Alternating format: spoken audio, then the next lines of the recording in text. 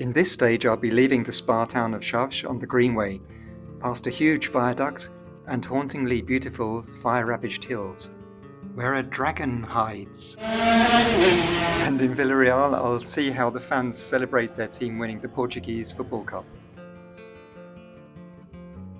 On this stage I followed the amazing Greenway, the Ecovia de Tâmega e Corgo. I've got 70 kilometers ahead of me, and a fair bit of climbing, but it's former railway tracks so the gradients are smooth. Leaving Chaves early in the morning, I crossed the Rio Tâmega on the cycle bridge. Thankfully I didn't need to use these stepping stones. The first part of this journey is retracing the path I took in the previous video, so I'm going to fast forward if you forgive me.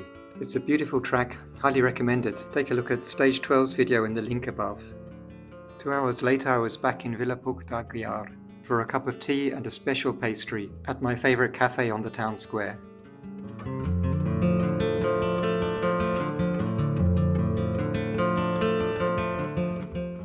Travelling further south, the landscape is dominated by an enormous viaduct.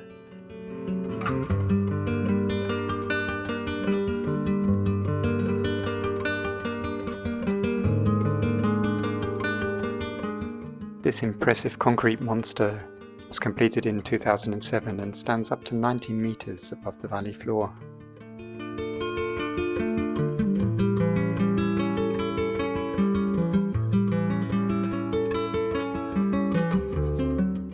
Continuing south, the former railway line winds its way through the rural communities of Simão and Torrencinho.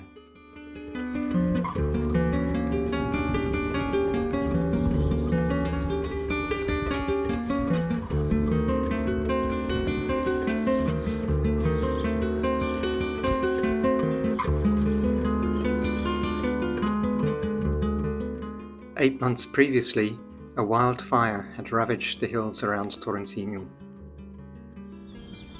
Luckily it didn't engulf the village, but the aftermath is still clearly visible.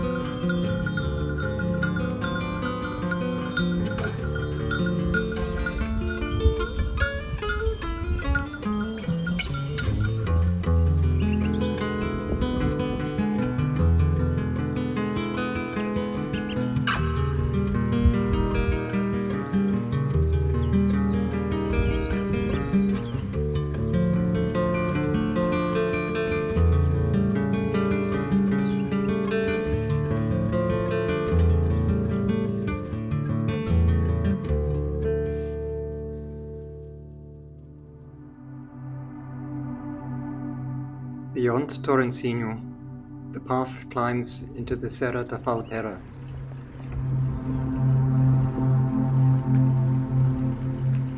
An eerie world, laid waste by wildfire. But, among the bizarre, charred skeletons of bushes, signs of natural rejuvenation. I found it so moving, I'll let the pictures speak for themselves.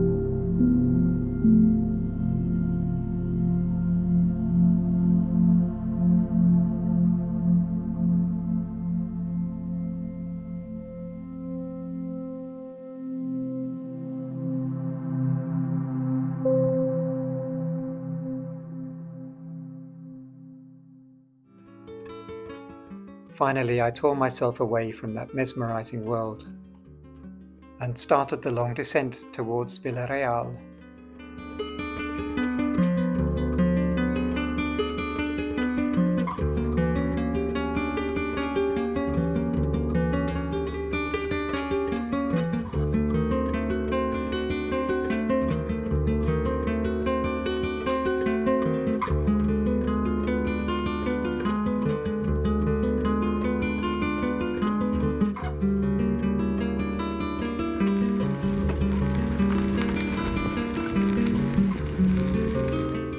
Although no longer paved here, it's still a very good quality gravel track.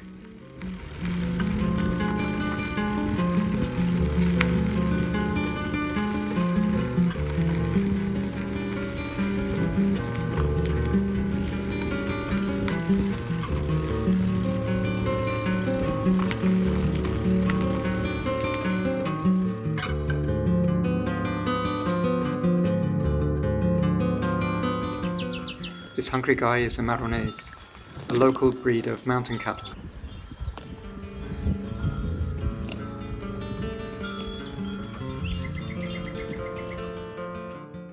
Finally, I left the cycle track to head into the centre of town, and the descent got even steeper.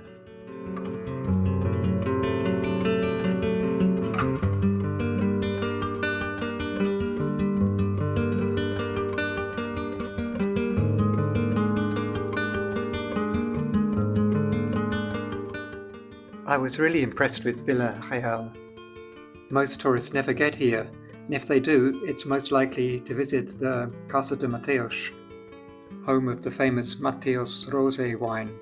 But there's so much more that this place has to offer, not only its architecture, but also the fact that the river Corgo cuts a deep ravine through the middle of the city. It's really quite amazing.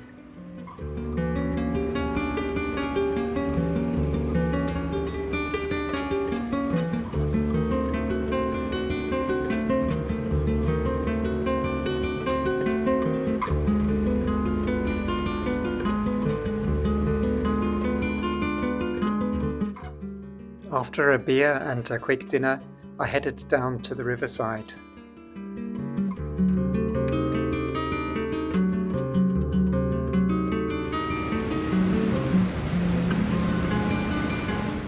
Here, this world of contrasts is at its most extreme. Between rugged nature and concrete and steel of the city. And between old and new.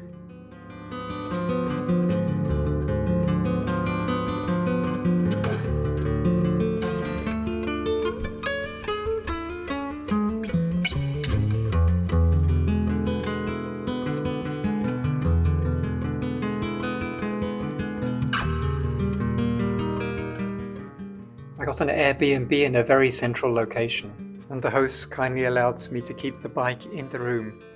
Then I sat down to watch the Portuguese Cup final on TV. As it turned out, Sporting Club came from behind to win, which led to some incredibly enthusiastic celebrations in town.